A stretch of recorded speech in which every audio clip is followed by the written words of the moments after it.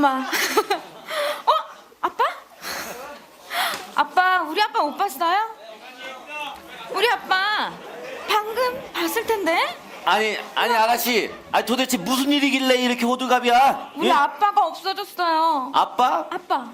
아니 도대체 아빠가 어떤 사람인데? 우리 아빠가 응. 키는 아저씨처럼 훤칠하니 그렇지. 안 크고 에? 얼굴은 아저씨처럼 응. 못생겼고 아휴, 참, 그래. 게다가 응. 맨날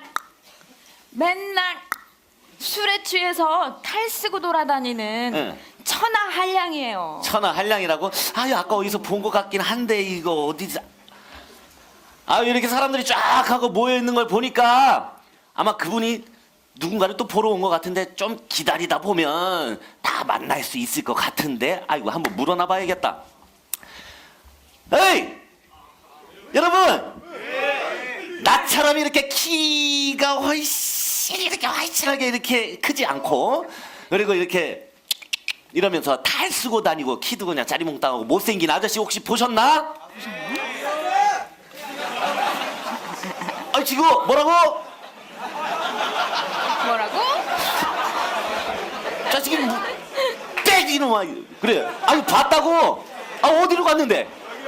어디? 넌 나쁜 놈이야. 일로 갔다고 그래. 어? 하여튼 여기서 봤다고 그러면 안 되고. 근데 왜 무슨 학생들이 이렇게 쫙 하고 모여 있나? 오늘 무슨 일 있어? 아니요. 월요일. 아까 어떤 분이 와서 얘기를 했잖아. 이제 2014 역사 콘서트를 하는 날이에요. 그래서 이렇게 쫙 하고 모인 걸 보니까 또 내 얼굴도 보고 싶어서 오긴 온 것 같은데, 참 누구는 머리 숙이고 있고, 아이고 사람들 많이 왔는데 계단에 이렇게 쭉 앉아 있고. 우리 친구들 이제 수업하고 왔으니까 몸도 좀 풀 겸 해서 여기는 아저씨하고 같이 몸풀기를 한번 해보도록 하는데, 어떻게 하는 것이냐? 내가 손을 갖다 이렇게 확 휘두르면 어떻게 해야 된다? 박수를 친다. 막 친다. 자, 준비 시작. 잠깐만. 내가 팔을 어떻게 돌리느냐에 따라서 박수 소리도 커졌다 작아졌다 한다. 준비 시작.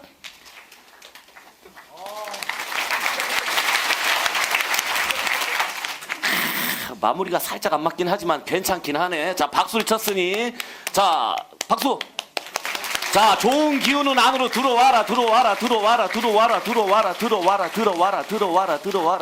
자, 가슴 쿵쿵쿵쿵쿵쿵쿵쿵. 그래, 이게 심장에도 좋아. 자, 반대쪽으로 이제 좋은 기운. 이제 나쁜 기운은 나가라. 다시 들어와라. 좋은 기운 들어와라. 자, 목도 좀 만져주고 머리도 살살살살 두들겨주고. 자, 내가 자극이 돼야지. 그렇지. 자, 그러다가 자 때리고 내려와서 가슴, 뱃살도 좀 들어가고. 자, 무릎. 자, 나쁜 기운 나가라. 자, 좋았어. 이제 몸풀기를 했는데, 혹시 기지개가 뭔지 알아요? 기지개? 기지배가 아니고 기지개. 자, 기지개가 무엇이냐? 땅의 기운을 올려서 하늘의 기운으로 쭉 하고 올라가는 것이다. 내가 준비하면 어떻게 하냐? 호랑이 발톱 모양을 딱 하면서 야! 타는 거예요. 자, 다 같이 준비! 야! 참. 다시 한번 준비! 야! 자, 그러면 야 하고 나면 땅의 기운을 모아서 으라차차차차차차차차차 하고 위로 쭉 뻗는 거예요. 자, 준비. 다 같이 준비. 야! 자, 땅의 기운을 모아서 시작. 으라차차차차차차차차차차차차. 야! 좋았어요. 자, 오늘 우리가 역사 콘서트를 하는데 전통에 대한 거는 잠깐 배워보는 시간을 가질 거예요. 아까 이렇게 전통 장단이 나오니까 어떤 친구들은 뭘 추임새 같은 걸 넣더라고요. 추임새 아시는 분? 얼쑤. 자, 좋다. 좋아요. 자, 저랑 같이 한번 따라해 보도록 할게요. 얼씨구, 절씨구, 지화자. 좋다. 역시 원고야. 되게 멋있었어요. 자, 그러면 하나만 더 장단 하나를 배워볼게요. 우리 전통 장단에는 타령이라는 장단이 있어요. 타령 장단은 어떻게 하느냐? 덩닥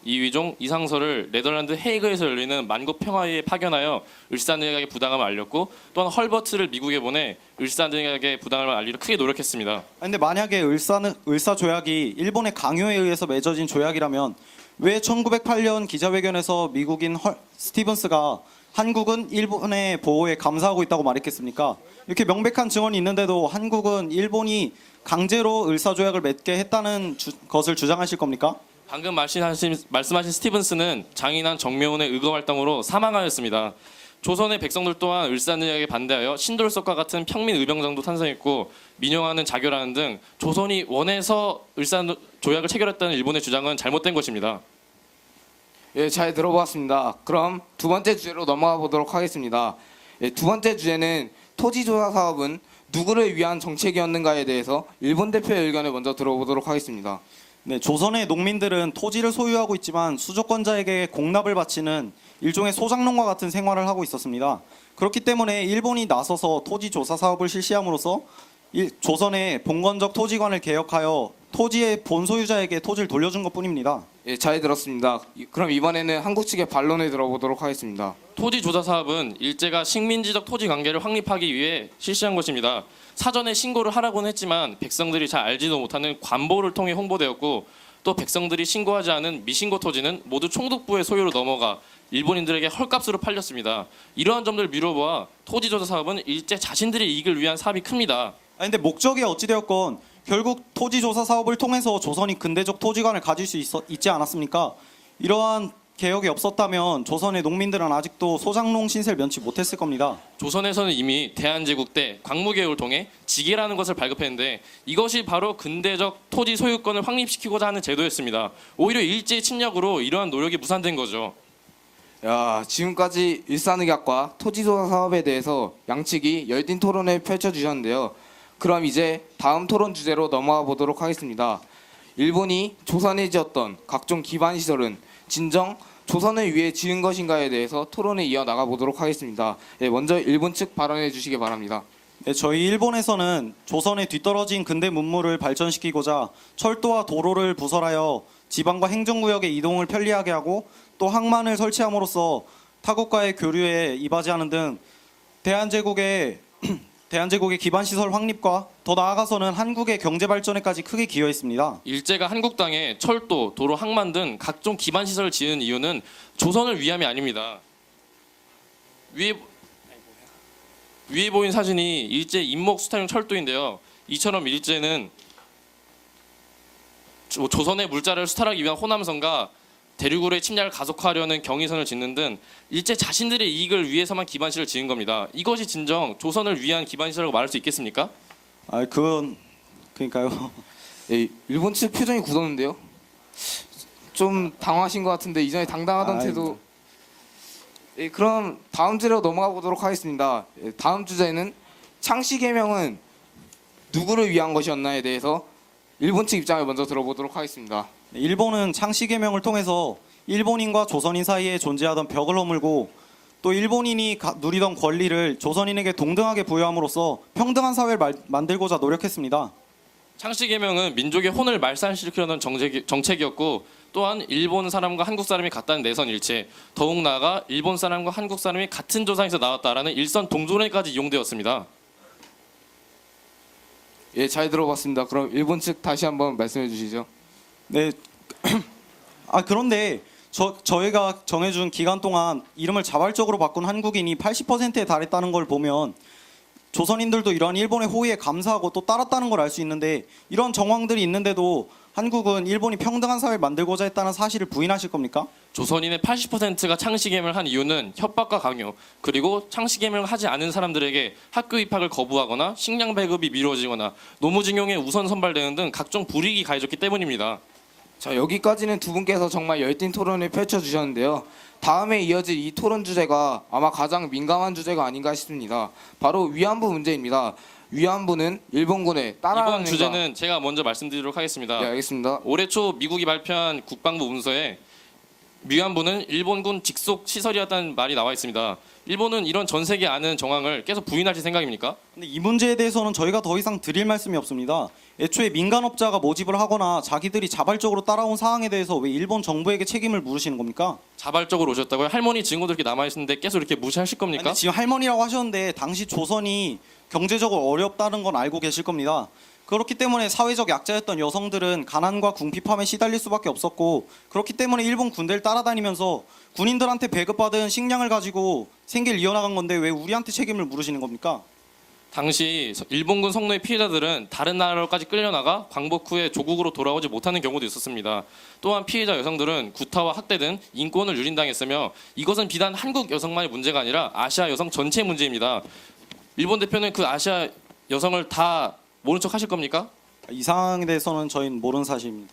네, 위안부 문제에 대해서 토론을 해봤는데요. 아직 끝나지 않았습니다. 마지막 주제는 과연 20세기 일본의 행동은 침략이 아니었나에 대해 마지막으로 이야기해 보겠습니다. 먼저 일본 측 발언해 주시기 바랍니다.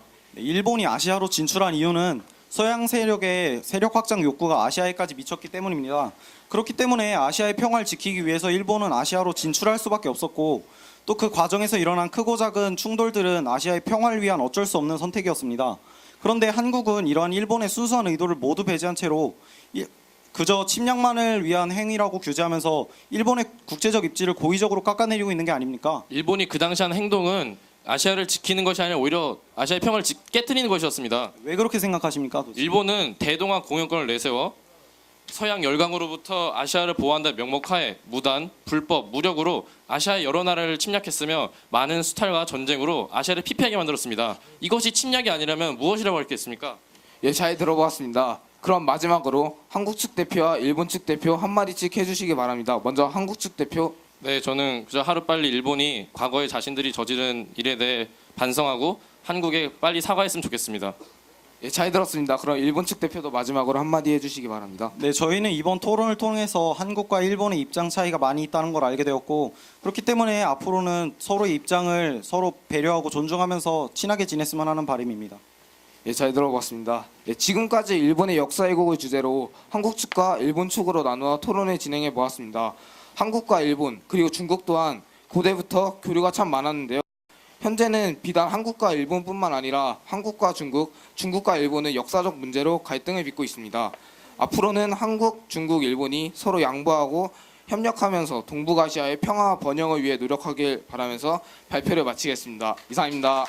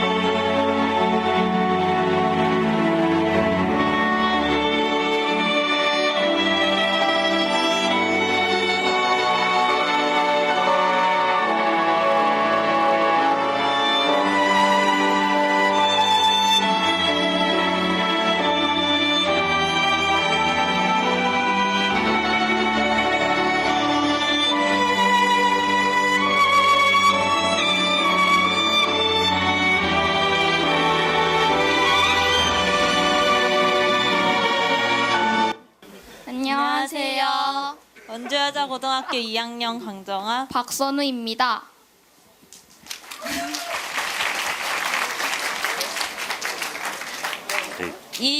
오늘 이 자료가 원래 저희가 대회 발표 준비로 만든 자료라서 조금 진지하다고 할 수 있는데 이런 식으로 발표를 할 줄 몰랐어요. 그러니까 재미가 없더라도 잘 들어주셨으면 감사하겠습니다.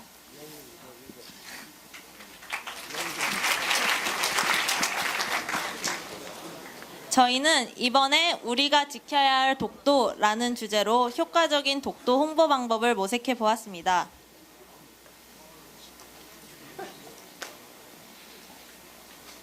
먼저 저희는 원주여자고등학교 2학년 100명을 대상으로 설문조사를 하였습니다. 첫 질문으로 독도가 우리 땅임을 증명할 수 있는 기록물에 대해 물어보았는데요. 제대로 답한 학생은 39% 뿐이었고 나머지 61%의 학생은 답하지 못하였습니다. 두 번째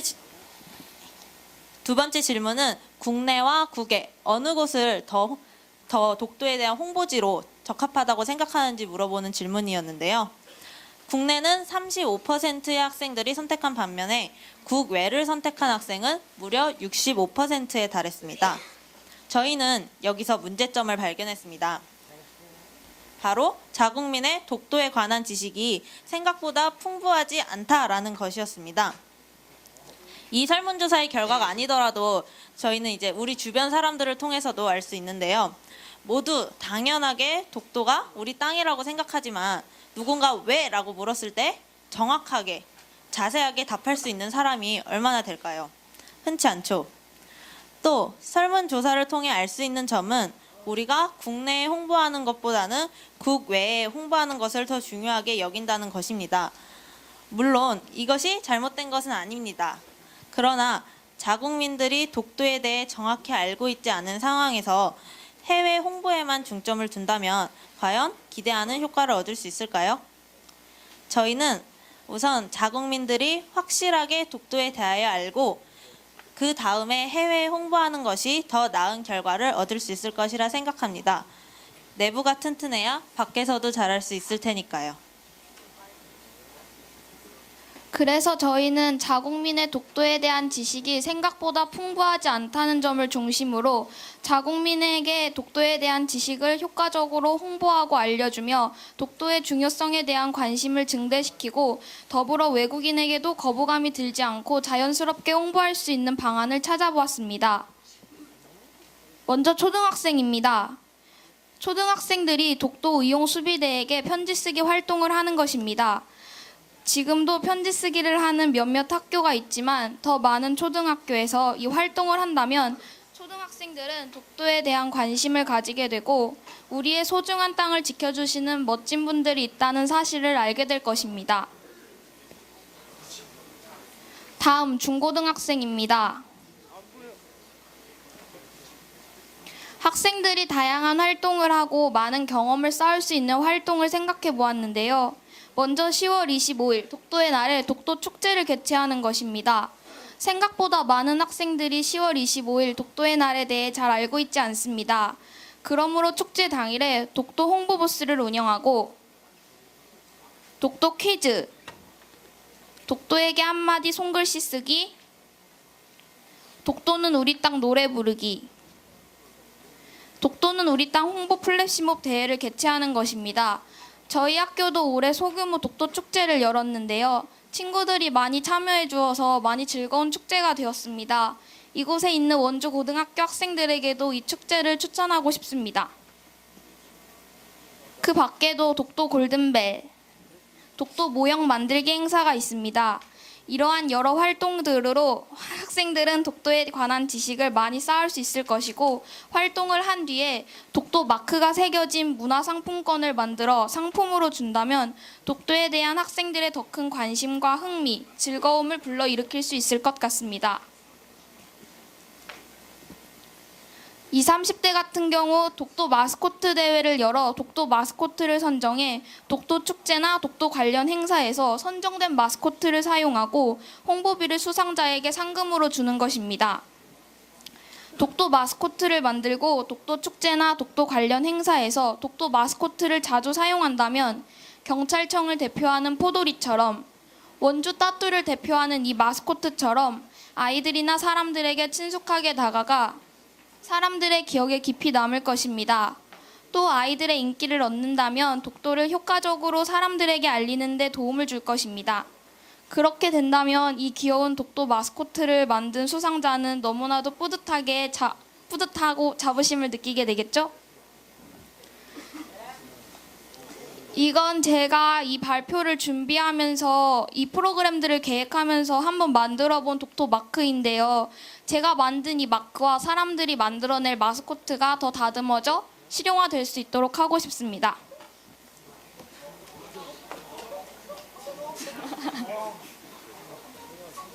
(40, 50대는) 백화점 상품권을 많이 사용합니다. 또한 아시다시피 독도의 풍경은 아주 아름답습니다. 그렇다면 독도 디자인을 넣은 백화점 상품권을 판매한다면 상품권을 구매한 사람과 그 상품권을 선물 받을 사람 모두에게 독도의 아름다움을 다시 한번 느끼게 할 것이고, 그런 아름다운 독도를 지켜야겠다는 마음이 생겨나게 할 것입니다. 그 다음은 모든 연령대가 참여할 수 있는 연계 프로그램입니다. 특정 연령대를 위한 활동도 역시 중요하지만 이렇게 연계 프로그램을 통해 진행한다면 보다 좋은 결과를 얻을 수 있을 것이라고 생각합니다. 우선 첫 번째는 독도 동화책 프로그램인데요. 먼저 일반인을 대상으로 독도 동화책 쓰기 대회를 개최합니다. 그리고 수상작들을 도서로 출판합니다. 그 중에 어린 아이들이 이해할 수 있는 책은 중고등학생들이 책 읽어주기 봉사를 하고, 초등학생 수준의 책은 학교에서 권장도서로 선정하여 아이들 스스로 읽히게 한다면 전 연령대에게 흥미와 관심을 줄 수 있고, 특히 중고등학생에게는 봉사의 뿌듯함과 초등학생에게는 독도에 대한 호기심을 불러일으키는 계기가 될 수 있을 것입니다. 두 번째 연계 프로그램은 독도 UCC 대회입니다. UCC 대회는 학교 내에서도 할 수 있는 대회인데요. 이것을 전국적으로 확대하여 학생과 일반인을 대상으로 개최하고, 그들이 올리는 많은 UCC를 인터넷으로 올리면 수많은 외국인과 자국민들에게 독도에 대한 지식을 제공할 수 있는 좋은 기회가 되지 않을까 생각합니다. UCC는 사람들이 평소에 생각하지 못했던 새로운 방식을 나타내기도 하고 신선함과 흥미를 주니까, 이런 UCC 대회의 장점을 살려 독도 홍보와 결합한다면 좋은 연계 프로그램이 될 것이라 생각합니다. 세 번째 프로그램은 우리나라의 다양한 유적지에서 독도를 홍보하는 것입니다. 제 친구가 얼마 전에 생일을 맞아서 뜻깊게 보내고 싶다면서 한복을 입고 경복궁에 갔었는데요. 그때 길을 걸을 때마다 외국인들이 같이 사진을 찍어달라고 부탁을 했다고 합니다. 여기서 아이디어가 떠올랐습니다. 경복궁과 강화문 같은 다양한 사람들이 오가는 유적지에서 홍보 봉사자들이 한국의 전통 의상인 한복을 입고 유적지를 방문한 외국인들과 함께 사진을 찍어준 뒤에 팜플렛과 프리토킹으로 독도에 대하여 알려주는 것입니다. 외국인에게는 자연스럽게 홍보가 될 수 있고, 자원봉사자들은 외국어 실력과 독도 홍보 능력을 둘 다 향상시킬 수 있을 것입니다. 네 번째는 독도 사랑 담요입니다. 일반인들이 기업에서 수익금의 일부분을 독도에 후원하는 독도 사랑 담요를 만든다면 정부에서는 이 기업에게 세금의 일정 부분을 면제해 줍니다. 그렇게 된다면 학생들은 더 저렴한 가격에 독도 사랑 담요를 구입하여 사용할 수 있을 것입니다. 기업에게는 세금 감면과 수익을, 학생에게는 애국심과 담요의 따뜻함을 느끼게 해주는 일석이조가 아닌 일석사조의 효과를 볼 수 있습니다. 마지막으로 독도 교통수단입니다. 며칠 전 인터넷에 한 네티즌이 신기하다면서 독도 홍보 문구가 새겨진 이 버스 사진을 올렸었습니다. 사람들이 굉장히 좋은 생각이다 라는 반응을 보였었어요. 오늘날 많은 사람들이 대중교통을 이용하고 있습니다. 그러므로 버스, 지하철, 기차 등 대중교통에 이 사진과 같이 독도에 대한 지식과 관심을 유도하는 문구를 새기거나 포스터를 붙이면 대중교통을 이용하는 학생, 일반인들이 자연스럽게 지식을 흡수할 수 있을 것입니다. 문구에 번역까지 해놓는다면 외국인들에게도 홍보 효과가 있을 것입니다. 이 모든 다양한 연령대별 활동과 연계 프로그램을 통해 학생들은 앞서 말씀드렸듯이 독도에 대한 지식이 더 향상될 수 있고 독도에 대한 관심과 흥미를 더욱 갖게 될 것입니다. 또한 학생들은 각종 대회와 활동으로 다양한 경험을 하고 생활기록부의 내용도 보다 풍부하게 작성할 수 있습니다. 일반인들은 학생과 마찬가지로 독도 관련 지식이 향상될 뿐만 아니라 그렇게 쌓인 독도에 대한 지식으로 아이들과 외국인들에게 독도에 대해 설명하고 홍보할 수 있는 능력이 향상될 것입니다. 더불어 한국을 방문한 외국인들에게는 한국의 전통적인 멋과 문화를 접하는 동시에 독도가 대한민국의 영토임을 알릴 수 있는 거부감이 들지 않는 자연스러운 홍보효과를 얻게 될 것입니다.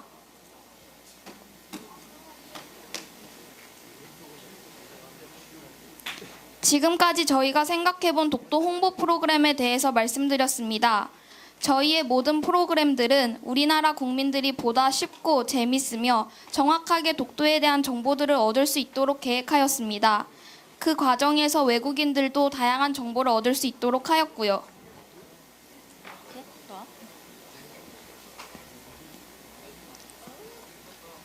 독도 문제의 가장 큰 적은 국민의 무관심이라는 말이 있습니다. 우리가 지켜야 할 우리 땅 독도를 많은 사랑과 관심을 가지고 함께 지켜주셨으면 좋겠습니다. 감사합니다. 네. 메리 크리스마스.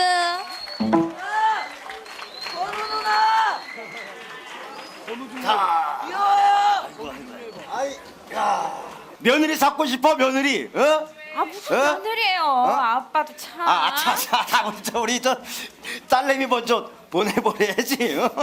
맞아. 자, 골라봐. 골라봐. 뭘 골라? 아이고, 참. 뭘 골라? 아 혹시 여기 있는 이 아가씨 마음에 드시는 분?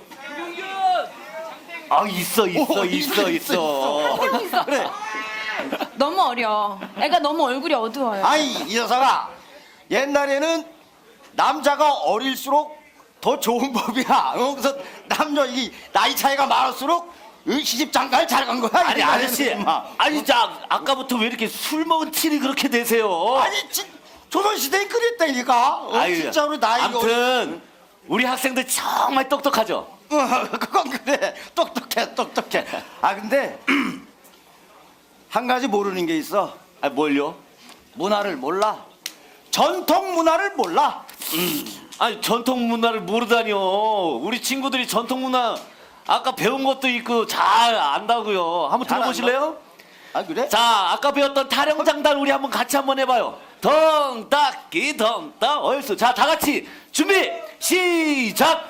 덩딱기 덩딱 얼쑤. 아 보세요. 야 여기서 나이가 어려도 이따가 갈 때 하나 좀 잡아서 가자. 아이고, 딱딱한데. 아이고 이 다 장단만 아는 줄 아세요? 몸 쓰는 것도 잘 써요. 이따가 이 친구가 춤 한번 출 건데요. 진짜로? 어디 춤 한번 보실래요? 아 진짜? 네 그럼요. 좋아. 그럼 내가 한번 보지 뭐. 아 그러면 저희 우리 어르신께서 장단 한 번만 드시겠어요? 아, 내가? 네. 내가? 아니 뭐 벌써 갖고 왔어? 아니 아빠 좋다. 그럼 내가 한번 장단 한번 치지 뭐. 네네네. 아 그럼 멋있게 장단 한번 넣어주세요. 에이. 이따가 부탁해. 산중의 무력이라야 절가는 줄 몰랐더니 꽃 피어 춘절이요 잎도 다 하절이라 오동낙엽의 주절이요 저 건너 장송녹죽의 백설이 펄펄 휘날리니 이안이 동절이냐. 나도 본시 팔도강산의 한량으로 이런 이물병풍을 쫙 하고 둘러친 것을 보니 어디 한번 놀러 가려다. 흥은이 만세 전불개 얼쑤 헐수 헐수 헐수 헐수 헐수 헐수 헐수. 아유 좋네. 이 친구가 이렇게 또 멋있게 춤을 추니까 그 기운 받아서 내가 조금만 더 쳐줘야 되겠구만. 아이. 이번에는 불림을 이목 불림을 하는데 아. 낙양 동천 이화서 헐수 헐수 헐수 헐수 헐수다 헐수다 아이고 헐수다 헐수다 잘한다 헐수 헐수 헐수다 헐수다 헐수다 헐수다 헐수 펴줘. 헐수 땀이 많네 내가. 헐수 헐수다 헐수 헐수 계속. 헐수다 헐수 헐수 헐수 헐수 헐수 헐수 헐수 이제 그만. 아이고. 아유 보셨죠? 우리 친구들이 전통 춤도 좋아하고 이렇게 장단 듣는 걸 아주 좋아한다고. 보셨죠 진짜? 아우. 아니 다 춤추랬더니 이걸 추고 있었네. 너무 멋있었어요 저 친구. 어쨌든 어이 멋있어.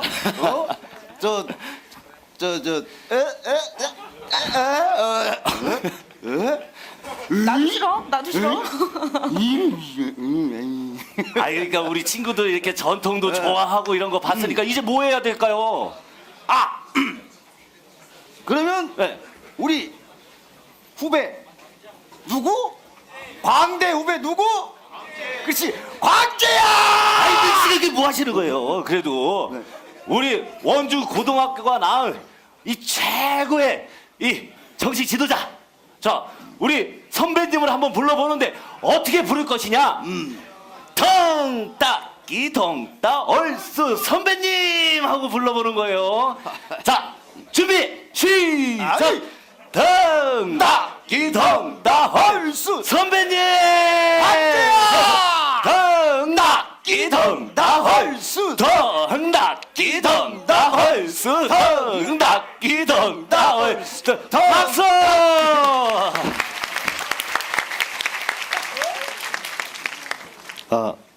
여러분 잘 들려요? 네, 저 27회 이광재라고 합니다. 만나서 반갑습니다.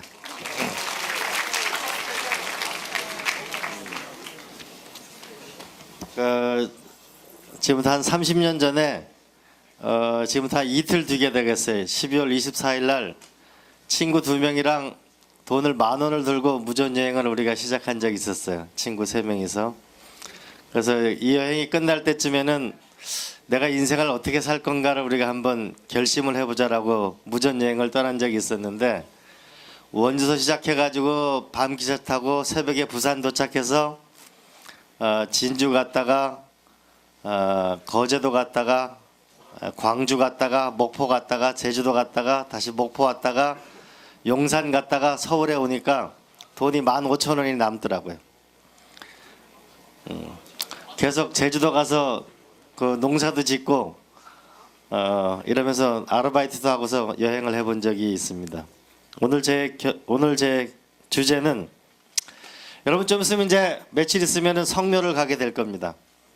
그럼 성묘에 가게 되면 아마 구정 성묘 때 가거나 신정 성묘에 가게 되면 아마 할아버지 할머니의 묘비명을 볼 거예요. 거기 뭐라고 써 있냐? 현고 학생 부군이라고 뭐 이렇게 써 있을 거예요. 여러분 사람이 살면서 피할 수 없는 건 몇 가지가 있어요. 태어나는 걸 피할 수가 없고 죽는 걸 피할 수가 없고 누군가를 만나고 헤어지는 걸 피할 수가 없는 게 인생이에요. 여러분 오늘 강의가 끝나고 나면 여러분 인생에 있어서 맨 마지막 묘비에 죽는 순간에 여러분 뭐라고 쓰고 죽을 건지 한 번쯤 생각하는 시간이기를 바랍니다. 여러분 어차피 여러분 제가 얘기하는 동안에 조라도 가고 열심히 제 얘기를 들어도 이 시간은 지나갑니다. 어떤 인생을 사는가는 여러분의 선택의 결과에 달려 있을 거예요. 그런데 여러분 모두 다 마음속에 이런 게 난 좋은 인생을 살고 싶고 돈도 많이 벌고 싶고 또 좋은 여자친구를 만나서 결혼도 하고 싶고 행복하게 살고 싶을 거예요. 근데 그 모든 것의 결론은 어디에 달려 있냐면은 여러분이 여러분의 인생을 얼마큼 사랑하느냐에 달려 있을 거예요. 그리고 결론적으로는 여러분이 결국은 지금 이 시간 주어진 시간을 어떻게 쓰냐에 여러분의 아마 인생이 달려 있을 거라고 생각합니다. 여러분 지금부터 어떻게 사는가에 따라 굉장히 큰 차이가 있는 하나의 사례를 얘기해 볼게요. 여러분 요 근자에 대한항공의 땅콩 회항 사건 때문에 문제가 많죠. 그죠? 지금부터 60년 전에 어느 한 분이 트럭을 운전하다가 길을 가다 보니까 웬 외국인 여성이 차를 세워놓고 차를 고치고 있는 거예요. 차가 고쳐지지가 않아요. 그래서 이 사람이 차를 세워놓고 이 망가진 차를 땀을 뻘뻘 흘리면서 차를 고쳐줬어요. 그러니까 이 외국인 여성이 돈을 주려고 하니까 돈을 받질 않아요. 그래서 이 여성이 명함을 하나 주고 갑니다. 나중에 자기한테 연락하라고. 그래서 얼마 뒤에 이 트럭 운전을 했던 분이 그 명함을 찾아가 보니까 용산에 있는 주한 미군 부대예요. 그래서 이 명함을 준 여성은 주한 미군 사령관의 부인이었어요. 그 당신한테 뭐를 해주고 싶냐라고 돈을 주려고 하니까 안 받아요. 그래서 이분이 뭐라고 얘기하냐면 그럼 저한테 돈을 주지 말고 미군 부대에서 쓰다가 난 차가 망가지고 나면 폐차 직전에 있는 차를 나한테 팔으면은 나한테 사업에 도움이 되겠다고 해요. 어차피 미군으로 봐서는 이 차가 망가진 차를 팔아야 되니까 그 사람한테 팔게 됩니다. 권한을 주죠. 이렇게 해서 만들어진 회사가 오늘날 대한항공이라는 회사입니다. 조연아의 할아버지가 만든 회사입니다. 한 분은 낯선 사람한테 자비를 베풀고 헌신했을 때 한 사람은 그런 기회가 왔고 그의 손녀한테는 오늘날 어려움이 처하고 있습니다. 여러분도 살아가는 많은 날들의 그 길 여정 속에서 삶을 어떤 태도로 어떻게 살았냐에 따라서 많은 변화가 있을 겁니다. 여러분, 여러분의 인생에 한번 주인공이 되어 보십시오. 저는 역사 속에 제가 성균관대학교에서 역사를 세계 흥망사를 강의하고 있는데 세계는 왜 강한 나라는 흥하게 살고 여러분 오늘 좀 전에 독도를 얘기하는데 왜 우리는 일본에 600년 전에 조선의 이토 히로부미가 조선을 쳐들어왔을 때 조선 사람들의 코를 배우라고 하니까 목을 배우면은 복잡하니까 조선 사람들의 코를 배우라고 하니까 코만 배워간 게 9만 7천 개를 배워갔어요. 그로부터 다시 수백 년이 지난 뒤에 우리가 또다시 일본의 식민지를 살아서 우리가 150만의 징용군을 끌려간 우리 피 아픈 역사를 갖고 있는 민족의 후예들이 여러분 왜 어떤 사람은 흥하게 살고 어떤 사람은 망하게 살고 왜 나라는 흥하고 망하는가 그것으로 봤을 때 여러분의 인생을 어떻게 살 건가 한번 되돌이켜 보도록 하겠습니다. 첫 페이지를 열어주십시오. 첫 번째는 모든 나라가 흥하고 망하는 데는 항상 인구 문제가 있었습니다. 인구가 많은 나라, 똑똑한 국민이 있는 나라는 항상 잘 살았어요. 우리가 예를 들어 보면은 나폴레옹이 유럽 전역을 휩쓸었을 거는 인구가 많았어요. 그래서 나폴레옹이 뭐라 그러냐면은 나는 매년 30만 년의 상비군을 만들 수 있는 병력이 있다고 얘기했어요. 그 인구의 힘이 있었습니다. 그러나 그 뒤에 모든 땅을 똑같이 자식한테 n분의 1로 나눠주라고 하니까 그러면 땅이 줄어들기를 염려하는 농민들이 자식을 안 낳기 시작해요. 그래서 인구가 줄어들어요. 나중에 독일은 감자를 폭발적으로 재배해서 인구가 폭발적으로 늘어나게 됩니다. 나중에 독일이 이기게 되죠. 지금처럼 대한민국에 아이를 안 낳으면은 2500년이 되면 대한민국 인구는 5만 3천 명이 됩니다. 원주 인구가 30만이죠. 5만 3천 명의 인구면은 대한민국은 역사 속에 사라지는 민족이 됩니다. 과연 우리는 이 인구를 어디서 가질 건가? 두 번째로는 여러분의 우리 인생에 있어서 중요한 것이 있어요. 중국을 한 나라를 통일한 유방이라는 사람이 있는데 그 사람에는 세 명의 참모가 있었어요. 하나는 한신이라는 참모. 이 사람은 항상 전쟁에 나가면 항상 이기는 거예요. 또 한 사람은 소하라는 참모. 요즘 말하는 살림을 잘 사는 총무. 또 한 사람은 우리가 장량이라는 사람이 있었어요. 천리 밖을 지혜롭게 내다보는 지혜로운 사람. 요즘 말하면 회사로 보면 기획실 참모. 여러분은 인생을 살면서 친구를 만나서 결국 동업도 하게 되고 친구를 만나서 승진도 하게 되고 친구랑 사업을 하게 됩니다. 난 여러분에게 한번 묻고 싶어요. 여러분은 여러분의 지금 친구 중에 장량이라는 뛰어난 참모가 있습니까?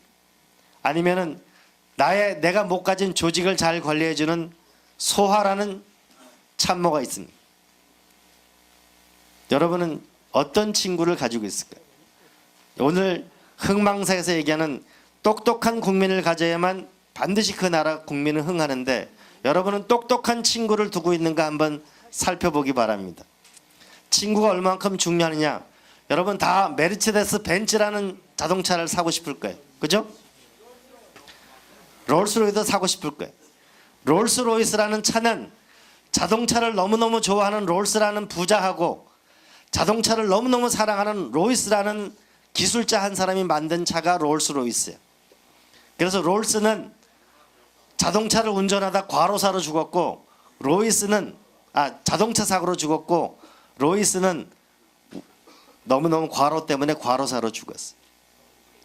메르체데스 벤츠라는 세계적인 유명한 차는 돈을 가지고 있는 한 자본가하고 벤츠라는 기술자가 만들어서 메르체데스 벤츠가 탄생했어요. 근데 왜 메르체데스 벤츠가 됐느냐? 이 자본가가 벤츠한테 투자를 할 때 내 딸을 너무너무 사랑하기 때문에 자동차 이름한테 내 딸의 이름을 메르체데스라고 붙여달라는 게 투자의 조건이었어요. 그래서 메르체데스 벤츠가 생긴 겁니다. 여러분 한번 오늘 밤 돌아가서 내 인생에 내가 배울 수 있는 친구, 그 친구를 가지고 있는지 한번 생각해 보기 바랍니다. 두 번째로 보겠습니다. 두 번째 사례는 다음 페이지로 넘기겠습니다. 두 번째 사례는 여러분 이과 손 들어보세요. 문과. 전 세계 문과 이과를 나눠서 공부하는 나라는 한국, 중국, 일본 세 나라밖에 없습니다. 왜 대한민국의 학생들이 민족상황 고등학교를 나와서 미국의 메이지 아주 좋은 학교를 가도 왜 1학년, 2학년 때는 1등을 하는데 3학년, 4학년 때 가면 떨어지게 되는 걸까요?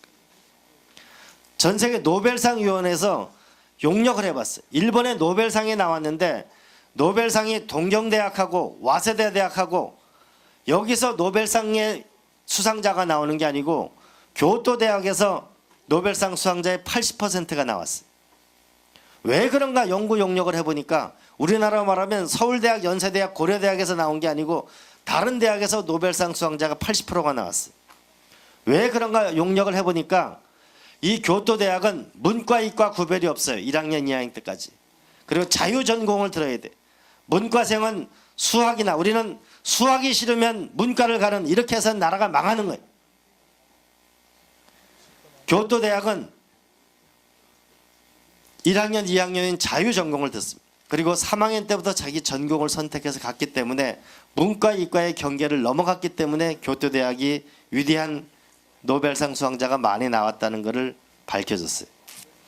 여러분 유명한 명제가 있는데 인간은 도구를 만들고 도구는 인간을 지배한다. 그 도구를 만드는 건 기술이에요. 여러분 핸드폰 하나가 생겨서 옛날 전화기하고 카메라하고 모든 것이 합쳐져 있잖아. 컴퓨터가. 그래서 기술이 강한 나라가 세상을 지배합니다. 한 사례를 보게 되면 기독교인 우르반이라는 사람이 기독교 국가를 로마 국가를 멸망시켰습니다. 왜 그렇게 됐냐면 헝가리 사람 중에 우르반이라는 사람이 있었는데 이 사람이 대포 기술자였어요. 그래서 로마 로마에 가가지고 동로마 제국에 가서 자기가 이 대포 기술을 갖고 있으니까 이거를 사달라고 하니까 받아들여지질 않습니다. 그래서 바로 옆으로 이슬람 국가를 찾아갑니다. 이슬람 국가는 이 사람이 달라는 돈의 4배를 줍니다. 그래서 대포를 발명하게 되죠. 그렇게 해서 그 대포를 가지고 로마 제국을 마지막으로 멸망시키게 됩니다. 여러분, 역사책에서 많이 본 영국의 엘리자베스 여왕이 왜 스페인의 무적 함대를 이겼다고 생각합니까? 가장 큰 것은 이런 겁니다. 여러분, 명랑이라는 영화 봤죠? 거기는 배하고 어떻게 싸워요? 하나는 배끼리 부딪히는 게 있고 하나가 배가 근접전에 가면은 사다리를 놔가지고 건너가서 싸우는 거잖아요. 그죠? 스페인의 무적 함대가 영국을 향해 떠나왔어요. 그런데 엘리자베스 아버지는 결혼을 8번이나 한 사람이에요. 두 번째 부인은 첫 번째 부인의 시녀와 사이에 난 게 거기서 엘리자베스예요. 근데 엘리자베스 엄마가 바람을 피웠다고 해서 사형을 시켰어요. 그래서 엘리자베스는 굉장히 불우한 나날을 보이는데 그 엘리자베스한테만은 공부를 꾸준히 가르쳤습니다. 근데 나중에 엘리자베스와 뭐를 개발하게 되냐면 대포를 멀리 쏘는 대포를 개발하게 됩니다. 그래서 스페인 무적 함대가 다가왔는데 자, 사다리를 놓고 근접전을 해가 싸우려고 하니까 대포가 멀리 날아 사정거리가 멀리 가니까 스페인 함대가 한 번도 싸워보지를 못해요. 그래서 거기서 무너지게 됩니다. 거기서 스페인 함대가 무너지게 되면서 결국 바다를 장악한 영국은 전 세계 식민지를 건설하게 되고 영국이 일약 해가 지지 않는 세계적인 제국을 건설하게 되는 것이죠. 난 여러분 문과생들은 꼭 이 다음에 매일매일 저는 한 번쯤 전자신문을 봤으면 좋겠어요. 기술의 진화를 이해했으면 좋겠어요. 그리고 여러분 겨울방학이니까 TED라는 그 사이트를 찾아가지고 전 세계의 과학자들이 자기가 10분 동안 전 세계를 향해서 신기술을 발표하는 그거를 한번 사이트를 뒤져서 영어 공부도 할 겸 TED라는 걸 한번 보시기 바랍니다. 여러분은 이미 알지 못할 텐데 옛날에 우리가 코닥 필름이라는 거 아는 사람 있어요? 없죠? 있어요? 카메라 있죠? 코닥 필름하고 후지 필름이 있었거든요. 근데 옛날에는 이게 세계적인 회사였어요. 그런데 결국은 디지털이라는 게 생겼을 때 이걸 이해하지 못한 이 두 회사 중에 디지털을 이해하는 회사는 세계적인 회사가 다시 거듭났고 디지털 세상을 이해하지 못한 그 회사는 멸망해버렸어요. 상당히 어려움에 처해버렸어요. 그래서 여러분이 항상 기술의 진화에 대해서 눈뜨는 학생들이 되기를 바랍니다. 세 번째로 하는 것입니다. 세 번째는 여러분 사실 공부하기 싫단 말이에요. 전 세계 여기 우리가 이 중에 다 서울대 연세대학을 갈 수가 없어요. 그러나 분명한 거는 여러분이 서울대학을 못 가도 좋고 연세대학을 못 가도 좋고 아무 대학을 못 가도 좋은데 가장 중요한 건 여러분이 공부를 하지 않으면 인생의 미래가 없다는 거예요. 내가 말하는 공부라고 하는 거는 영어 수학 이런 거 말고 끝없이 자기가 나아지려고 하는 공부를 하지 않으면 미래가 없어요. 전 세계 가장 위대한 나라는 가장 최고의 교육시설을 가졌습니다. 여러분 지금으로부터 2600년 전에 그리스 아테네라는 도시가 인구가 45만 명이었습니다. 지금부터 2500년 전에 인구가 45만 명이라는 게 얼마나 큰 도시냐면은 1200년대, 1300년대에 런던과 파리의 인구가 2만 명, 3만 명 수준이었어요. 그럼 그 도시의 번성이 얼마만큼 크다는 걸 알 수 있겠는데 이때 세계 최초의 대학을 만든 사람이 플라톤이라는 사람인데 플라톤이라는 사람이 어느 날 슬픔에 빠집니다. 이 사람이 20살짜리인데 70살 먹을 소크라테스라는 스승이 있는데 소크라테스 스승이 재판에 회부됩니다. 재판에 회부되는 내용은 젊은이들의 사상을 불온하게 한 죄야. 재판이 열렸어요. 700몇 명이 500몇 명의 재판 배심원을 했습니다. 지금 대한민국처럼 6, 7명의 재판관이 아니고 수백 명의 자유시민이 재판을 했는데 소크라테스 유죄 280몇 명이 유죄였어. 무죄라고 주장한 사람이 220몇 명이에요. 그랬는데 다시 소크라테스를 무슨 형량에 처할 건가를 했을 때 사형을 선고한 사람이 380명이 나왔어요. 이 재판을 지켜본 플라톤은 이런 생각을 한 거예요. 아니 그러면 280명이 유죄라고 주장했고 220명이 무죄라고 주장했는데 380명이 사형을 선고한 거는 120명이 무죄라고 주장한 사람 중에 사형의 선고에 참여한 거예요. 그래서 플라톤은 이런 생각을 하게 됩니다. 다수라고 하는 건 정말 진리일까? 라는 생각을 합니다. 그래서 좌절에 빠져서 그리스를 떠납니다. 8년 동안 이집트를 떠나서 여러 나라를 여행하다가 오늘날 이탈리아 남부에 있는 그 나라에서 노예로 잡혀갑니다. 노예선에 끌려가요. 그러니까 그리스에서 이 플라톤을 구하기 위해서 돈을 모읍니다. 돈을 모아서 구출 자금을 가지고 갔는데 거기서 한 유력가가 이 사람을 플라톤을 풀어줍니다. 그러니까 돈이 남았을 거 아니에요. 노예 석방 자금이. 이 노예 석방 자금을 가지고 그리스에 와가지고 큰 정원이 딸린 집을 사서 만든 게 그리스의 아카데미라는 전 세계 최초의 대학이었습니다. 여기서 아리스토텔레스가 나왔고 그의 후예들이 나왔고 기하학이 탄생했고 점성학이 탄생했고 의학이 탄생했습니다. 오늘날 미국이 왜 전 세계로 이렇게 강한 나라가 됩니까? 매년 전 세계 공부를 잘하는 학생들이 100만 명씩 자기 돈을 매년 5천만 원에서 1억을 내고 전 세계 유학생이 몰려드니까 오늘날 미국이 세계를 이끌고 있잖아요. 공부를 잘하고 못하고 이거는 나중 문제. 저 중요한 건 자기 인생을 앞으로 전진시키려면 교육이 가장 중요합니다. 공부하는 것. 근데 공부하는 거는 책으로 봐서 공부하는 것도 있지만 난 여러분한테 꼭 권하고 싶은 것은 여행입니다. 여러분 이번 겨울방학이 형편이 되면 나중에 대학 가서 여름방학 겨울방학이 형편이 되면 여러분 여행을 해보기 바랍니다. 여기서 동해에서 배를 타고 블라디보스토크로 가가지고 15일 동안 러시아 횡단 열차를 한번 타보세요. 그리고 거기서 다시 유럽으로 여행을 해봐요. 매일 정말 몇만 원씩 쓰고 한번 거지 같은 여행을 해보세요. 그러면 배우는 게 있을 겁니다. 이 조그만 땅덩어리가 아니고 거대한 땅을 한번 밟아보시길 바랍니다. 여러분 책은 앉아서 하는 여행이고 여행은 서서 하는 독서예요. 한번 여행을 해보세요. 여러분 다윈이라는 사람이 결국 진화론을 발견한 다윈이라는 사람은 여행 속에서 발견한 거예요.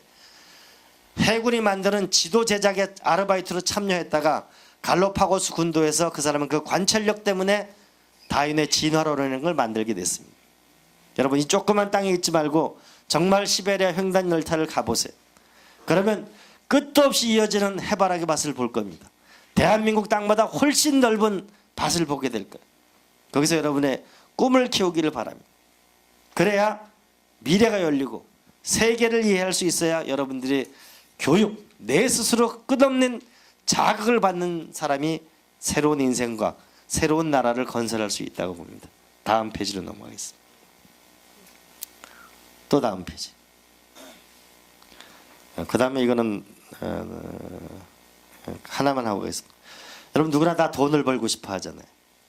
금융이라고 하는 건 중요한데 이 돈이라고 하는 것은 사람한테 경제로 보면 핏줄과 같은 피와 같은 것인데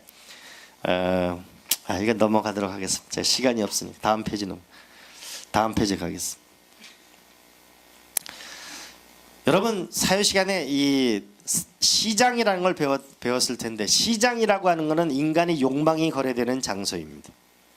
근데 유명한 말이 있어요.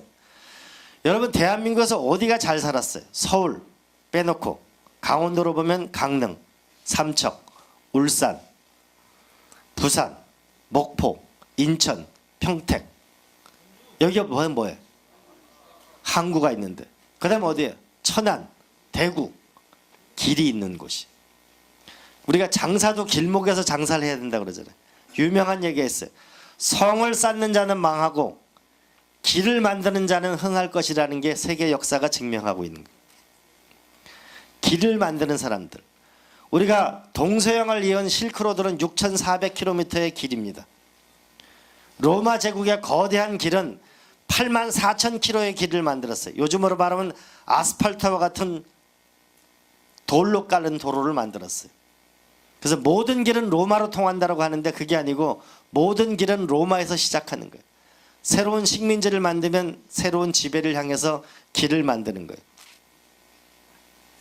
그리고 처음엔 길이었어요. 나중에는 바다의 길을 여는 콜럼버스라는 사람에 의해서 바다의 길을 만든 사람이 스페인이, 포르투갈이, 네덜란드가, 영국이, 미국이 전 세계에 패권을 쥐었어요. 세 번째는 철도의 길을 만든 사람이 역사를 바꿨어요. 네 번째는 하늘로 가는 길을 만든 사람이 역사를 바꿨어요. 근데 지금은 무슨 길을 만드냐? 인터넷이라는 길을 만든 사람이 세상의 길을 바꿨어요. 왜? 이제는 여러분 열흘만 지나면 인터넷 보면은 지식이 2배씩 늘어나잖아요.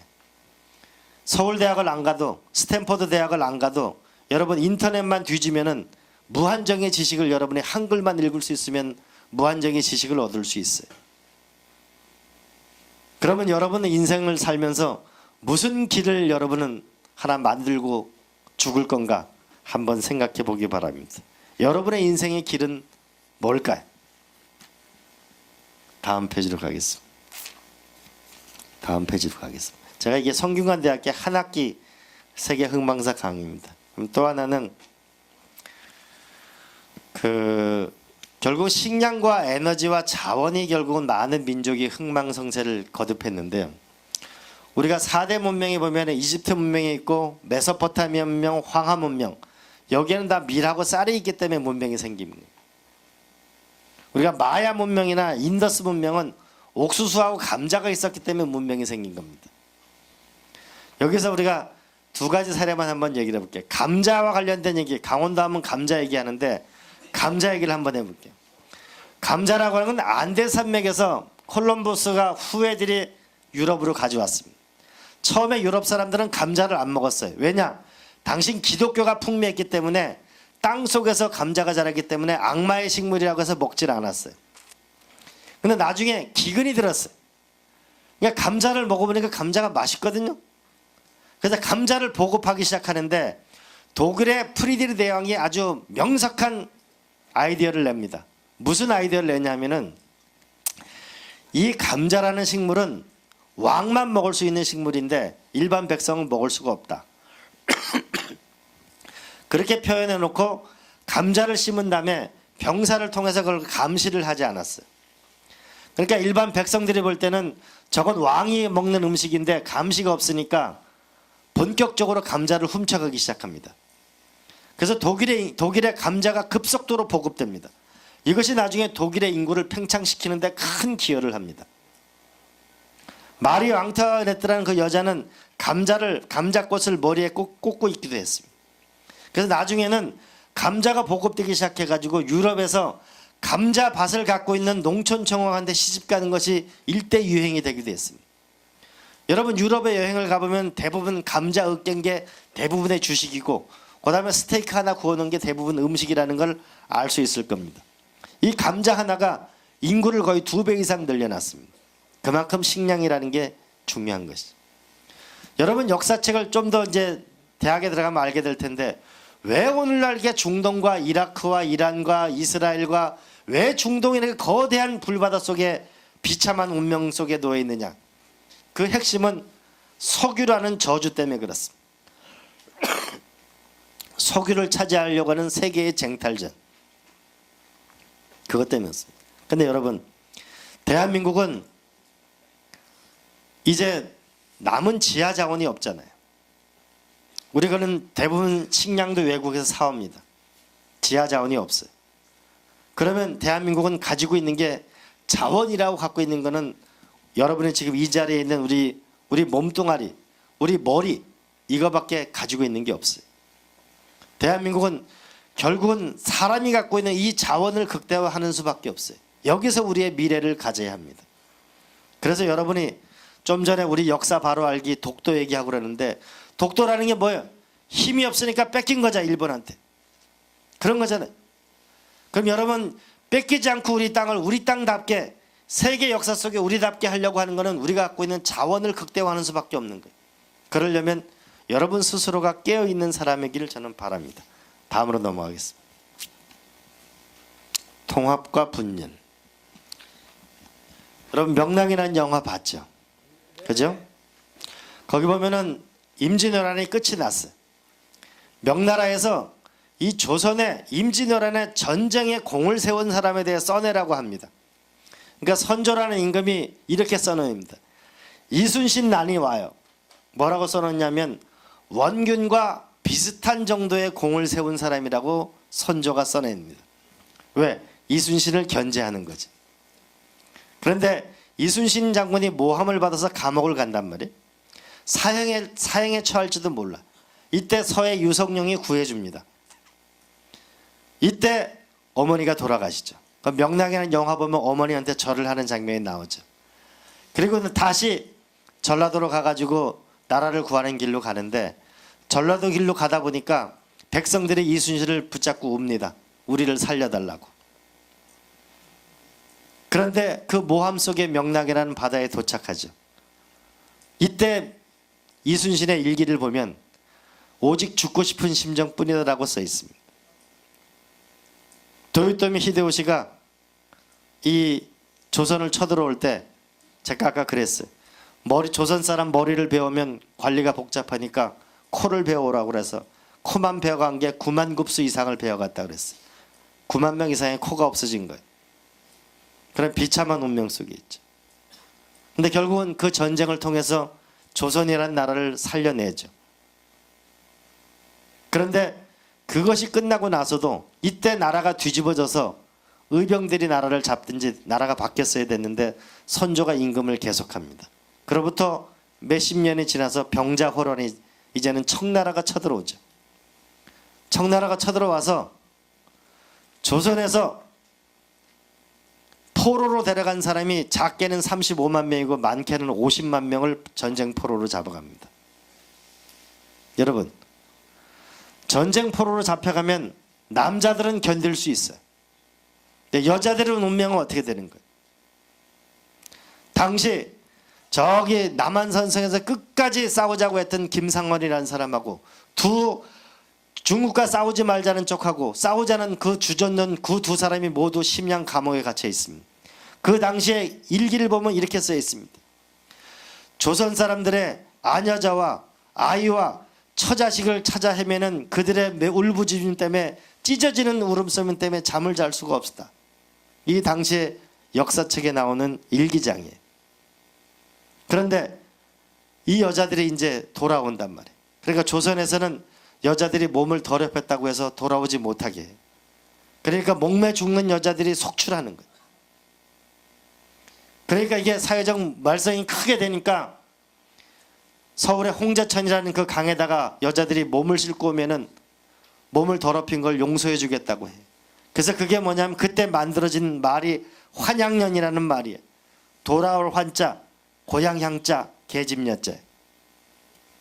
이렇게 우리가 비참한 역사를 살아요. 그런데도 여러분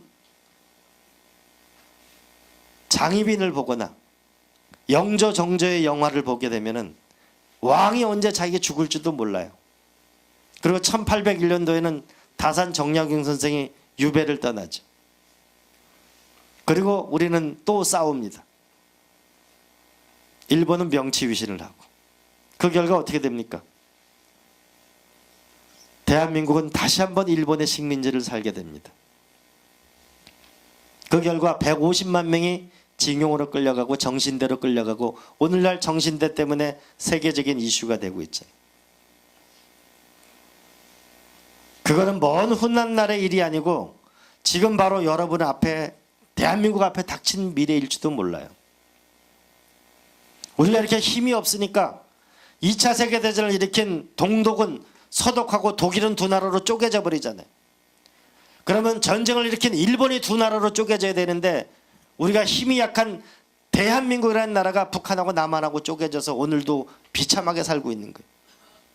여러분이 젊은이라면은 이 나라의 젊은이라면은 역사 속에서 무엇을 배워야 된다 생각한다면은 한번 깊이 있게 여러분의 우리의 분열하면 죽는 거고 단결하면 사는 거라는 것. 그래서 우리가 거듭 일어나야 된다는 걸 한번 여러분이 젊은이라면 한번 생각해 보기 바랍니다. 여러분, 여러분의 우리 민족의 앞날에 대해서 잘 생각해 보세요. 1592년도에 조선을 둘로 나눠서 그랬어요. 조선 팔도를 둘로 나눠서 하나는 중국이 지배하고 한쪽은 일본이 지배하자고 했어요. 그로부터 400년 뒤에 300 몇십 년 뒤에 영국이 이렇게 주장합니다. 영국이 아편 전쟁 때문에 청나라를 지배하고 있으니까 청일 전쟁을 하고 나면은 영국이 청나라에서 분리할 수 있으니까 영국의 외교 문서에 뭐라고 써 있냐면은 반은 청나라가 지배하고 반은 일본이 지배하자고 써 있어요. 지금도 우리의 현실에 대해서 여러분들이 오늘 뭐 서울대학 가는 것도 중요하고 내일 연세대학 가는 것도 중요하고 내가 내일 어디로 취직할 건가 어느 대학에 입학할 건가 바쁘기도 하지만은 한 번쯤 여러분의 이 나라를 이 인생을 한번 생각해 보기로 합니다. 다음 페이지로 가겠습니다. 그 다음에는 제가 가장 이제 세계 흥망사에서 가장 중요하게 생각하는 건데 여러분 스스로가 결국은 리더가 있는 민족은 살고 리더가 없으면 사라집니다. 재미있는 사례가 있는데 알렉산더 대왕이 있습니다. 알렉산더 대왕이 그리스를 쳐들어와서 이집트를 쳐들어나는 페르시아 제국을 쳐들어갔어요. 사막을 갔는데 목이 말라요. 그래서 물이 없어요. 그래가지고 척후병을 내보냈는데 여러 병을 내보냈는데 다 물을 구해오지 못하고 한 명의 병사만 가죽 주머니에 물을 구해옵니다. 수만 명의 병사가 알렉산더가 어떻게 할 건가 쳐다보고 있어요. 알렉산더가 어떻게 했을까요? 그 물을 골고루 나눠 먹었을까요? 그러지 않고 그 물을 사막에 쏟아버리죠. 그리고 나서 어떻게 하냐? 내 혼자 물을 먹을 수 없으니까 저 병사가 물을 구해온 걸로 봐서 물이 있다는 것이 확신되니까 물을 구하러 가자고 떠나자고 하죠. 그래서 알렉산더가 자기의 리더십을 이룹니다. 반면에 삼국지에 보면 조조가 이렇게 얘기하죠. 다들 병사들이 목말라 하니까 시골에 있는 살구나무 얘기를 자꾸 하니까 이게 반사 때문에 사람들 병사들의 입에 침이 고이고 이렇게까지 그 위기를 넘겼다는 지혜로운 얘기도 있죠. 결국은 알렉산더가 전쟁을 떠나는 그 순간 자기의 전 재산을 부하 직원들한테 다 나눠줬어요. 왜? 나는 새로운 땅에 가서 더 많은 것을 얻을 거니까. 리더는 그런 걸 겁니다. 두 번째로는 중국의 오기 장군이라고 유명한 장군이 있는데 27번 전쟁터에 나가 27번을 이겼어요. 근데 어느 하루 전쟁 중에 한 남자가 와가지고 전쟁터의 소식을 전합니다. 그러면서 이렇게 얘기합니다. 오기 장군이 당신의 아들이 상처가 나니까 고름을 빨아주더라 입으로. 그렇게 얘기하니까 이 엄마가 웁니다. 그래서 왜 우냐 하니까 아 이제 우리 아들이 죽었구나. 그래서 왜 그렇게 생각하냐 하니까 먼저 번 전쟁 나갔을 때 우리 남편이 고름이 나니까 오기 장군이 그걸 입으로 빨아주니까 너무너무 감동한 나머지 우리 남편이 죽기 살기로 싸우다가 결국 전쟁에 죽었다는 거예요. 이제 우리 아들도 감동해서 죽을 거라는 거예요. 이 얘기는 뭐냐면 오기 장군은 한 번도 병사들하고 따로 잔 적이 없고 같이 자고 같은 침대에서 말을 타고 가지 않고 항상 같이 걷고 라고 해서 오기 장군이 역대 중국 역사상 가장 큰 전투에서 승리한 사람입니다.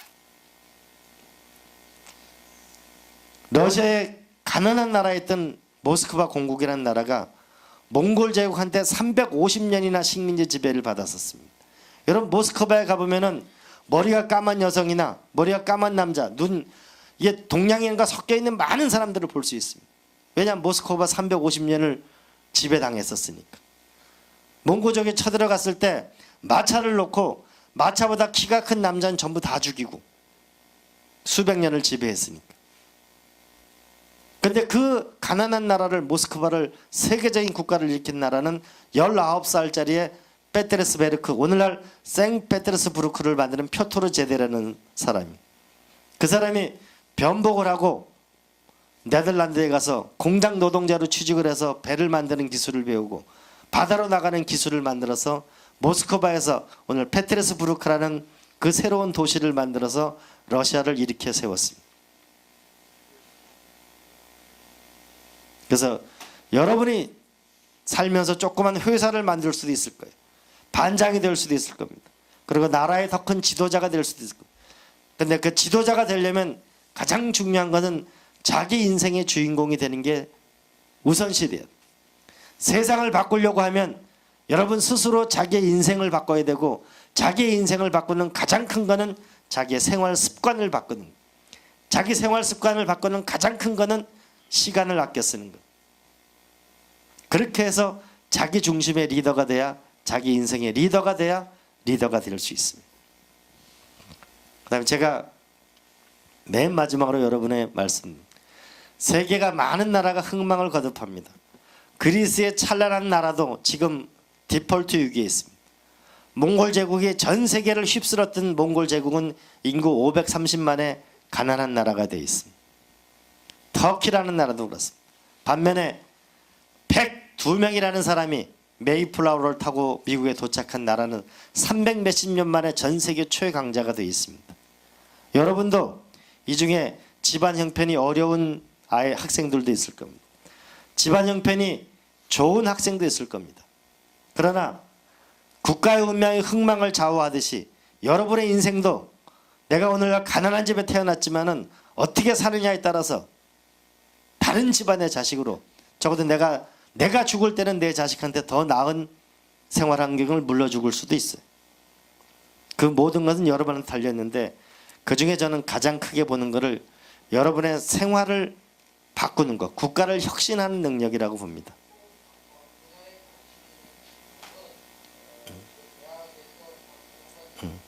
그 부분에서 제가 말씀을 드려볼게요. 여러분, 열하일기를 쓴 박지원이라는 분 알죠? 그죠? 박지원 열하일기를 썼을 때 이분이 중국의 청나라를 갔어요. 걸륭 황제의 70회 생신 때 간 거예요. 가보니까 당시 조선은 번쾌라는 사람이 책을 파는 사람이야. 등짐을 지고 한 20개씩 지고 사고 팔고 빌려주는 사람이야. 근데 청나라의 베이징을 가보니까, 유리창을 가보니까 전 세계 서적이 널려 있는 것을 볼 수 있었어요. 너무너무 놀랐어요. 그래서 박지원의 열하일기라는 것은 일약 조선시대의 선풍적인 인기를 끌었어요. 그래서 만들어진 게 실학파라는 게 만들어집니다. 그러나 그때 선진문명이라고 생각했던 박지원 선생이 본 중국도 무너져가는 중국이었어요. 10년 뒤에 영국의 산업혁명 후에 맥카트니 대사가 80세 생일날, 걸륭 황제 80세 생일날 중국을 찾아갑니다. 수교를 맺자고 합니다.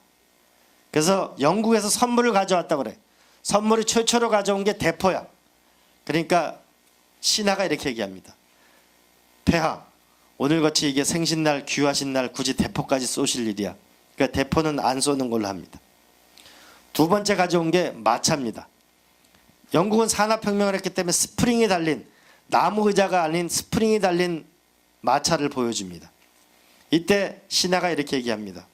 폐하, 이거는 황제가 앉으신 자리가 마부가 앉으신 자리보다 낫습니다. 그래서 불경한 마차라고 보여집니다. 그래서 그거 마차를 타보지 않습니다. 세 번째, 뉴턴이 만든 만원경이라고 보여주는데 중국도 천리경이 있다고 해서 그걸 뜯어보지 않습니다. 그리고 이렇게 얘기합니다. 중국은 천하의 모든 것을 다 가지고 있기 때문에 굳이 교역할 필요가 없다고 얘기합니다. 이때 이거를 본 아놀드 토인비는 거대한 새로운 것에 눈뜨지 않는 중국이 무너지고 있다라고 표현하고 있어요. 그런데 역사는 얼마나 냉정하느냐. 몇십 년이 지났어요. 영국이 스페인이 저 남미로부터 포토시 광, 오늘날 볼리비아, 체 게바라가 활동했던 볼리비아, 거기서부터 막대한 은이 오는데 스페인은 그 산업 생산을 하지 않고 영국으로부터 전부 사치품을 사들이는데, 영국 사람들은 중국 사람으로부터 전부 도자기, 실크 이런 걸 사들이나고 모든 은은 전부 중국으로 갑니다. 무역 적자에 시달리는 영국은 중국을 상대로 아편 전쟁을, 인도에다가 아편을 실어가지고 점차 아편 전쟁을 할까 말까. 근데 임칙서를 보내서 아편 수입을 금지하니까 영국이 아편 전쟁을 할까 말까 이제 논쟁을 시작합니다. 이때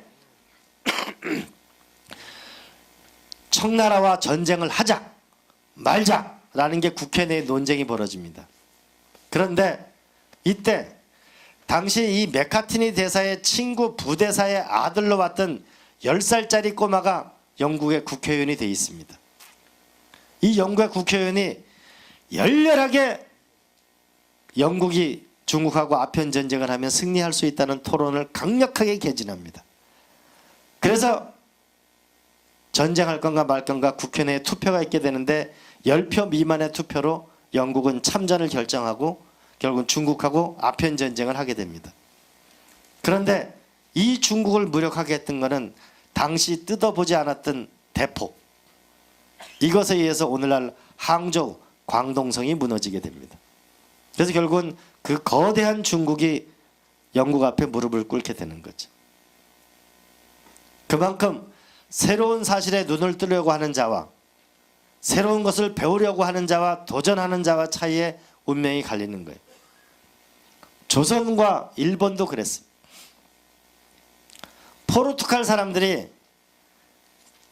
홍콩에 출발해 가다가 조그만 일본 섬에 표류하게 됐어요. 그래서 가만히 이 사람들을, 일본 사람들을 외국 사람들을, 포르투갈 사람들을 지켜보니까 이 사람들 몸을 대고 저 멀리 쏘니까 깨지는 거예요. 총이라는 걸 일본 사람들이 발견하게 됩니다. 이 촌장이 와카사라는 16살짜리 딸을 포르투갈의 숙소로 보냅니다. 요즘으로 말하면 산업 스파이야. 거기서 기술을 배우려 하는데 기술을 못 배웁니다. 그래서 이 포르투갈 사람들이 떠나갈 때 총 2자리에 요즘 돈으로 10억 원을 주고 사들입니다. 그리고 이들은 떠나가고 몇 년이 지나고 난 후에 이 홍콩으로 갔던 사람들이 일본 가면은 총을 하게 되면 부자가 될 수 있다라고 해서 일단의 기술자들이 일본으로 오게 됩니다. 그래서 일본에서 조총이라는 게 만들어집니다. 그리고 이 조총이라는 거는 일본의 오다 노부나가라는 사람한테 넘어갑니다. 이 오다 노부나가는 최초로 활과 칼에 의한 전투가 아니고 총에 의한 전투를 만들어서 가장 빠른 속도로 일본 시대를 통일합니다. 근데 이때 오다 노부나가가 뭐라고 얘기했냐면, 나중에 일본의 전국 시대를 통일하고 난 다음에 조선과 명나라를 지배하고 나면 포르투갈 사람한테 기독교를 독점적으로 전파할 수 있는 권한을 주겠다고 약속을 합니다. 우리의 불행은 거기서 시작돼. 우리 조선에도 기회가 왔어요. 여러분 제주도 여행 가본 사람 중에 삼방산 앞에 가면 하멜이라는 배가 있습니다. 하멜 표류기가 있죠. 하멜이라는 사람은 대포 기술자였어요. 그 사람이 제주도에 불시착을 했어요. 그 조선의 훈련도감에 가서 기술을 배우려고 하는데 기술을 배우지 못했어요. 2년이 지나자 이 머리가 노란 사람, 키 큰 사람들을 전부 서양 기생을 만들어서 사또 생일날, 양반집 생일날 춤추고 노래하는 걸로 만듭니다. 15년 동안 이 사람들을 그렇게 만들어요. 15년 뒤에 전부 이 사람들 다 도망갑니다. 여러분 조선왕조실록을 쓴 신봉승이라는 작가, 그분이 저한테 인터뷰를 해봤는데 이렇게 말씀하시더라고요. 한 인간이든 한 민족이든 위대해지느냐 초라해지느냐 두 갈래는 배우느냐 배우지 않느냐에 달려 있는데,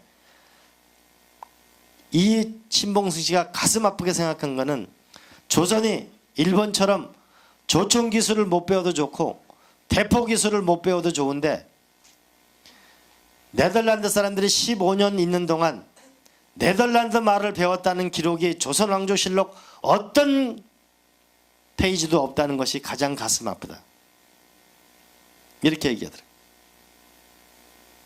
결국은 자기 스스로의 운명을 바꾸려고 노력하는 거와 바꾸지 않으려고 노력하는 거, 변화하려고 하는 거가 변화하지 않으려고 노력하는 거가 우리 조선과 일본의 큰 운명을 우리가 좌우했다는 것, 여러분 잊지 마시기 바랍니다.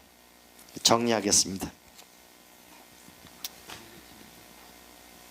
제가 아까 이렇게 얘기했습니다. 여러분 저는 강연 갈 때 그렇게 생각 많이 합니다. 이 중에 좋은 학생도 많은데 제 얘기를 듣는 학생도 있을 겁니다. 이번 여름방학이 되면 여러분 기회가 언제 오면은 반드시 여행을 해보세요. 돈을 모아서 여행을 해보세요. 여행할 돈이 없으면 돈이 없는 학생은 도서관으로 가세요. 제가 연세대학 처음 입학했을 때 살아가면서 난 친구가 제일 중요한 거라고 생각했어요. 그래서 내가 대학교 1학년이면 이 책 정도는 읽겠지라고 한 책을 10권을 선정해 가지고 옛날에는 책 뒤에 어느 과 누가 빌려갔는지를 다 알 수 있었어요. 그래서 그 책을 3권 이상 빌려간 친구를 제가 전부 낯선, 제가 강원도 원주 고등학교를 나왔는데, 원주중학 원주 고등학교를 나왔는데, 제가 서울에 연세대학 입학원서 쓰러 갈 때나 서울 2번 가봤을 때 연세대학이 어디 붙어있는지 몰라가지고 사회과 부도에 서울에 있는 지도책을 뜯어가지고 스카치 테이프로 붙여가지고 청량역에 내려가지고, 그래서 신촌에 있는 독수리상만 찾으면 연세대학이 있는 거라고 난 그렇게 할 시골 소년이었어. 그래서 그 연세대학에 가서 내가 책을 3권 이상 본 친구를 찾았어요. 일일이 내가 과표를 다 가지고, 수강표를 가지고 그 과 사무실 앞에서 전부 기다리면서 친구들을 만났어. 그래서 독서 클럽을 만들었어. 그래서 그 친구들과 공부를 했어. 그 친구들 다 잘 됐어. 돈이 있는 사람은 여행을 하고 돈이 부족한 사람은 도서관으로 갔어요. 독서라고 하는 것은 앉아서 하는 여행입니다. 여행은 서서 하는 독서입니다. 그래서 저는 좋은 친구를 여러분이 꼭 만들길 바랍니다. 2번째로는 제가 살면서 많이 후회하는 게 있는데, 이제 언어라는 장벽을, 저도 요새 이제 영어 공부도 하고 중국어 공부도 하고 러시아 공부도 하고 일본어 공부도 하는데, 언어라는 장벽을 여러분 뛰어넘으려고 자꾸 노력해 보세요. 절대 여러분 한국 내에서 직장이 안 생깁니다. 쉽지 않습니다.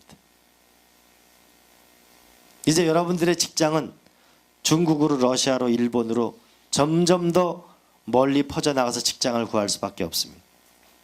그러려면 언어가 기본입니다. 모르죠?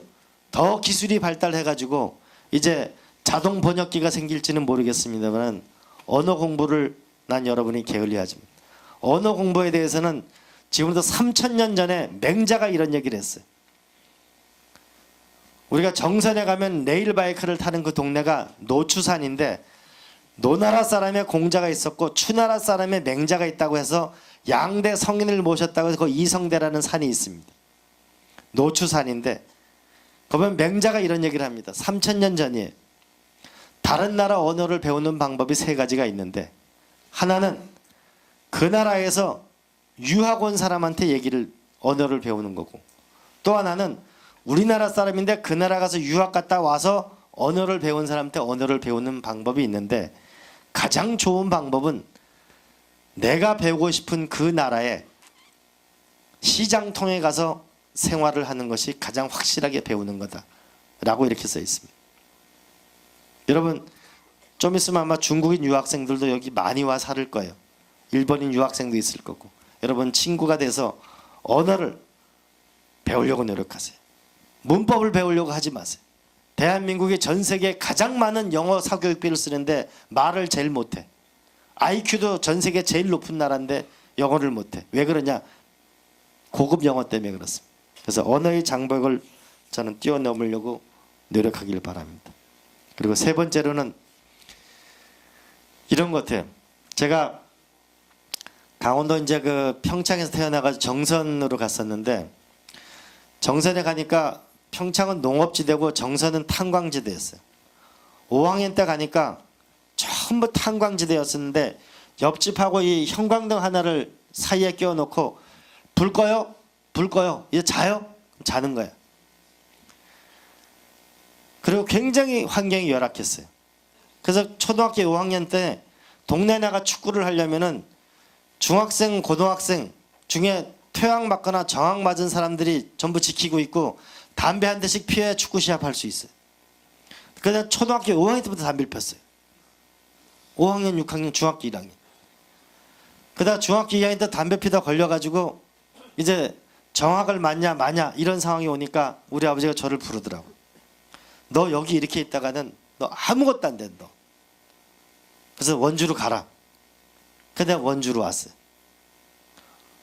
그래서 원주에 와서 자취 생활을 저 봉산동 철길 옆에서 생활을 하게 됐는데 원주에 와 보니까 나의 학력 실력이라고 하는 건 뭐 형편없었단 말이에요. 시골서 오니까. 그때 나를 구해주는 사람이 내 친구의 집에 가니까 어마어마한 책이 있더라고. 걔네 집에서 내가 책을 매일 빌려보면서 내 인생이 달라지게 됐는데 그때 하루는 봉산동 철길 옆에 여름날이었어요. 내 혼자 올라가고 시골서 올라와 자취 생활을 하고 성적은 오르지는 않고 앞날은 막막하고 그래서 그 철길 옆을 걸어가는데 여름이었어요. 기차가 지나가더라고. 그러니까 깜깜한 때는 보이지 않았는데 기차가 지나가 불을 밝히니까 하루살이가 그 풀숲에 가득하게 밀려오더라고. 그래서 내가 그걸 보면서 이런 생각이 들어요. 제가 중학교 3학년 때인데 내가 그냥 저기 밤하늘에 그냥 숨어져 있는 이렇게 하루살이처럼 살다 갈 거냐, 아니면 내 인생을 한번 살아볼 거냐 라는 생각이 많이 들더라고요. 그러면서 그냥 어차피 한번 살다 가지 말고 내 인생에 온 걸 한번 내가 열심히 살아가 봐야 되겠다라는 생각을 하고 열심히 살았어. 난 여러분한테 말해주고 싶은 말은 여러분 자신감을 가졌으면 좋겠어요. 지금 원주고등학교 다 해봐야 한 학년 다 해봐야 300명 400명인데 여기서 1, 2, 3등 한 거 아무것도 아니에요. 제가 중국 칭화대학하고 칭화대학에서 2년 동안 교수로 있었는데 중국 청와대 베이징 대학을 들어가려면은 50만 명 중에 100만 명 중에 30등 해야 들어갈 수 있어요. 그런데 걔네들이 밤 11시면요 기숙사 불을 끕니다. 그러면 복도에 나와서 공부합니다. 50만 명, 100만 명 중에 50등 한 애들이 그렇게 공부합니다. 그런데 거기에도 여러분 기죽을 필요가 없어요. 왜냐하면은 여러분이 이미 태어날 때 3억 분의 1의 경쟁을 뚫고 태어났잖아요. 여러분은 여러분에 대해서 자신감을 가지세요. 내가 오늘 성적이 모질란다고 거기에 절대 기죽을 필요 없어요. 그리고 절대 기죽을 필요 없어요. 삼성전자 들어가기도 어렵고 삼성전자 들어간다고 잘 되는 것도 아니에요. 여러분은 하는 꿈을 항상 가졌으면 좋겠어요. 여러분은 3억 분의 1의 경쟁을 뚫고 태어났다. 여러분의 유전자 속에는 임진왜란을 겪고 살아난 조상도 있고 옛날에 저기 정조성을 축성한 수원성을 만들 때 호랑이한테 물려가 죽은 사람이 100명이라고 써 있어요. 옛날에 호랑이보다 짐승보다 사람이 적을 그 시절에 험악한 시절했던 그렇던 살았던 조상들의 피가 여러분의 유전자 속에 있다는 것을 믿어 의심치 마세요. 한번 자신감을 갖길 바라고. 그리고 또 하나는 부자이든 가난한 사람이든 하나님이 공평하게 준 게 있어요. 24시간. 24시간을 어떻게 쓰느냐에 따라서 여러분의 인생은 나날이 계속 달라지게 될 것입니다. 여러분, 여러분의 자신을 한번 믿고 살았으면 좋겠습니다. 그리고 일본에 이런 얘기가 있습니다. 여러분,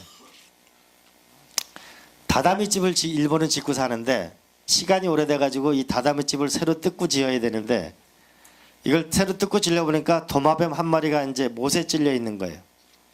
그래서 이게 죽었어야 되는데 왜 안 죽었을까?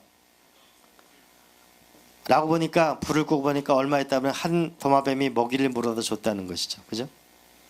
그래서 이게 사랑이라고 표현하고 싶다는 아름다운 소리내어 읽고 싶은 아름다운 문장 이야기라는 책에 있는 건데 여러분 살면서 내가 어려운 시절도 있고 좋은 시절도 있을 겁니다.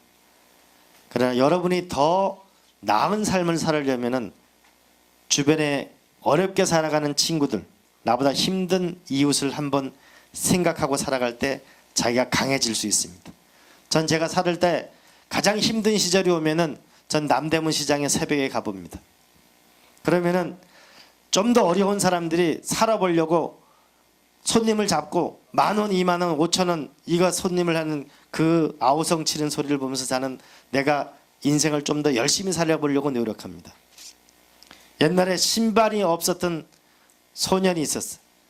나는 왜 우리 부모가 신발을 안 사줄까? 그게 슬프고 또 맨발로 학교 다니는 게 고무신 입고 다니는 게 창피한 적도 있었어. 근데 이 사람이 어느 날 가보니까 교회에 가서 발견한 거는 다리가 없는 친구를 발견한 적이 있을 때. 그래서 이 사람이 크게 깨달은 적이 있을 때 나보다 더 어려운 사람이 있구나. 여러분 정리를 하겠습니다. 여러분 다 살다 갑니다. 마지막에는 인생이라는 건 태어나서 죽는 것까지 가는 긴 여행이 인생입니다. 그리고 돌아오지 못합니다. 마지막 그 최종적인 묘비명에 여러분은 뭐라고 쓰고 죽을 건지. 제가 묘비명만 모아놓은 책도 본 적이 있어요. 그 중에 제일 인상적인 문구는 내가 언젠가 이런 날이 올 줄 알았다. 이렇게 쓰고 죽은 사람도 있었어요. 여러분 마지막 파이널 그 시점에 여러분 적어도 내가 내 인생을 살아가는 동안 나는 내 인생에 대해서 내 가족에 대해서 이 나라에 대해서 열정적으로 살다 갔었다고 스스로에게 자부심과 자신감을 가지고 살아가길 바라고, 그리고 나중에 여러분 몇십 년 지난 후에 이 원주고등학교에 장학금도 많이 내고 후배들한테 내 그때 비록 졸았지만 듣긴 들었다라고 얘기해 주시고, 그리고 안 졸으신 분은 먼 훗날 여러분이 멋진 인생으로 세계 속에 기록되기를 저는 정말 희망합니다. 제가 반기문 총장하고 청와대에 같이 일하는데 그분이 매일 프랑스어를 공부하는 걸 내가 그거 보면서 아, 저 사람이 사무총장이 되려고 노력하는구나라는 걸 알게 됐어. 끝없는 노력만이 여러분의 인생을 조금 더 나은 쪽으로, 멋있는 쪽으로 행복을 이끌 거라고 보는, 여러분 행복한 인생을 기원합니다. 겨울방학 잘 보내시고 고맙습니다. 네.